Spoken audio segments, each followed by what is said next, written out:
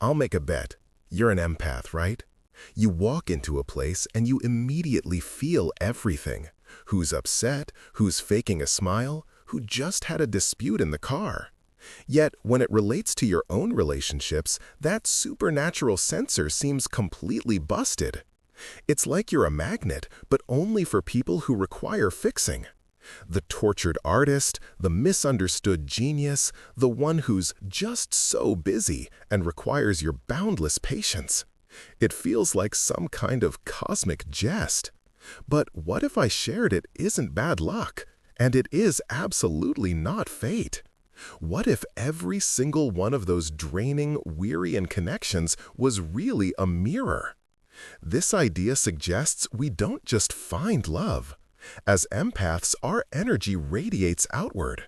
Our souls aren't just picking a partner, they're trying to tell us something about our own selves.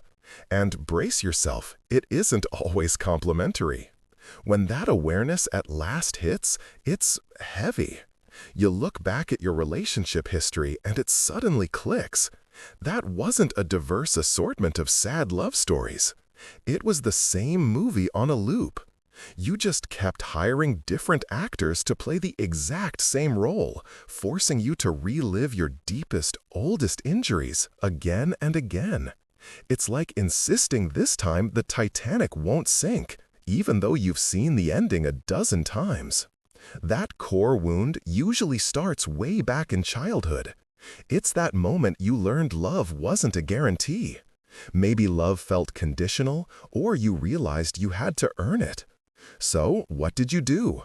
You became a tiny emotional spy. You had to learn to read the room fast.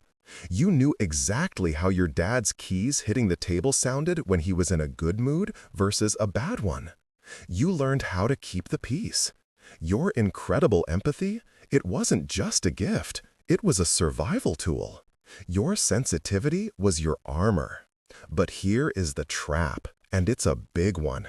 For as long as that wound isn't healed, your magnetism is powerful, but it's totally blind. You will find yourself pulled repeatedly toward people who are a perfect match for that original unhealed pattern. You start confusing that anxious, shaky feeling for real connection. That stomach-dropping "are we good?" chaos, you label it passion. That constant feeling of walking on eggshells, you call it intensity. The universe isn't being cruel. It's just going to keep handing you the same pop quiz until you finally pass the test. This is precisely why we see these brilliant, intuitive empaths get stuck with partners who seem, well, like a walking dumpster fire. Think about your smart friend who keeps dating the struggling musician who just needs support, but somehow never supports them. They're not stupid, they're projecting. We empaths are masters at seeing potential.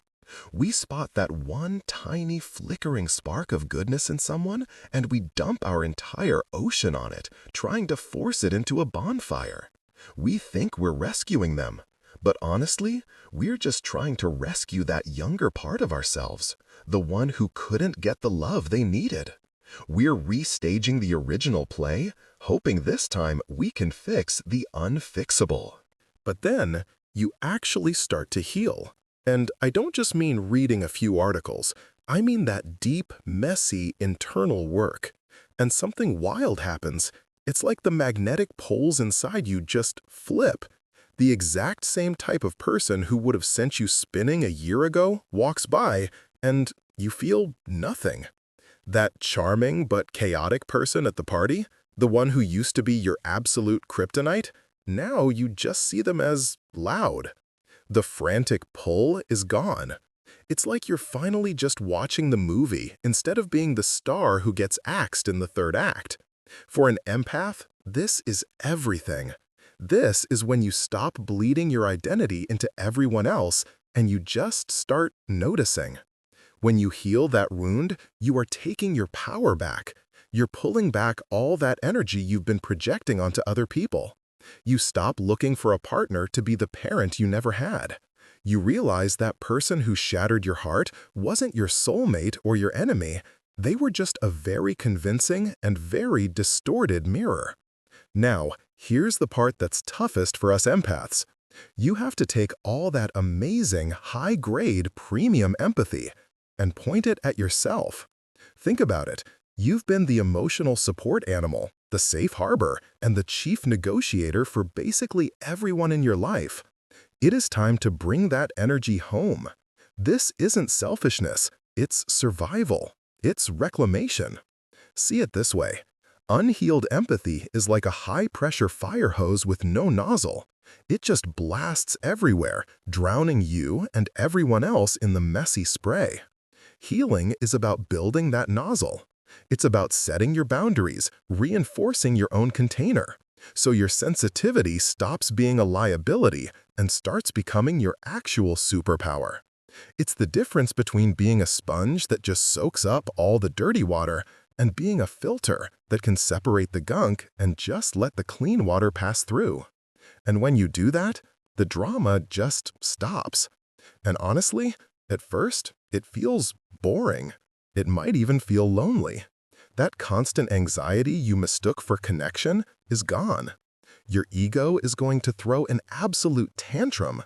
It'll tell you that peace is dull, that if you're not agonizing, it can't be love. Ignore it. That's just the addiction to chaos talking. Lean into that quiet, because you know what fills that space? Peace. You finally start attracting people who are whole, not projects. Your empathy, which used to just absorb everyone's pain, becomes discerning. You can still walk into that work meeting and know exactly who's terrified of the presentation, but you don't become their anxiety. You can spot manipulation or neediness, not as a personal attack, but just as information. And you can calmly, quietly, choose to walk away. The moment you heal that core wound, your relationship picker isn't broken anymore, because you're not broadcasting from a place of lack. You're broadcasting from a place of whole. And all those people who were drawn to your wound, they just can't find you anymore. The signal's gone. Love stops being a test you keep failing, and it finally becomes a truth you get to live. You were never broken, my friend. You were just learning how to hold your own light.